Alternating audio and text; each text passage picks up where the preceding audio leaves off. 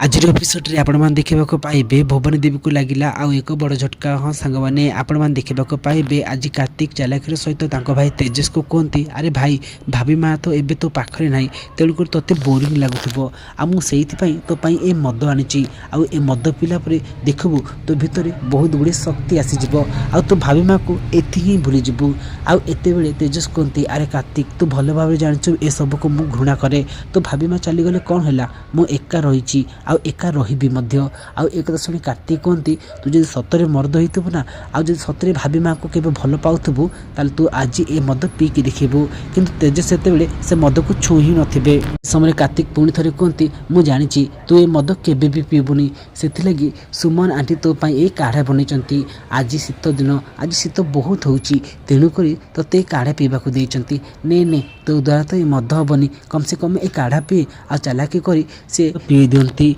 आ तेज जितेबाला से मद पी नौकरी से तेनाली कथा भाभी कार्तिक को कहते अरे कार्तिक एबे चा तो स्त्री आउ मो स्त्री को दुह को घर को फेर आनिबा एमती कही तेजस आ कार्तिक मद निशारे तेनाली को घर को पहुँची जाती। आउ एतेबेले तेजस गोटे टेक्का मारी तेनाली को मुंड फटई दियंती। आ तिसिका एसबू देखला पदा को आसी कहती अरे किए किए मो दीदीर रक्त बाहर करछि। आ से देखती तेजस आउ कार्तिक बहुत मद निशारे घरे आसी पहुँची थे।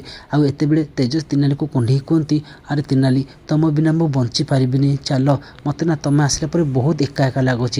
किंतु एतेबेले तिसिका ए सब को मना करुथिबो किंतु ए समय तेनाली को घर को फेर जावाई मन होउथिबो।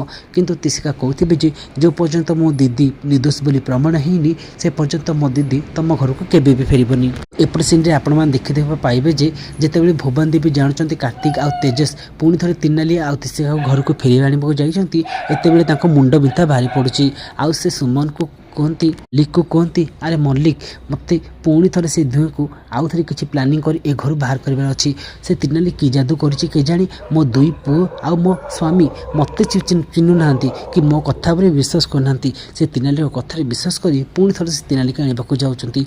जब सतरे पुणी थे तेनाली घर को आसना ताले सतरे मुझे मारिदेवी। तो फ्रेंड्स आपको कौन लगुच कौन तेसिका तेनाली घर को फेरबे जदि हाँ ताले येस बोली कमेंट करूँ।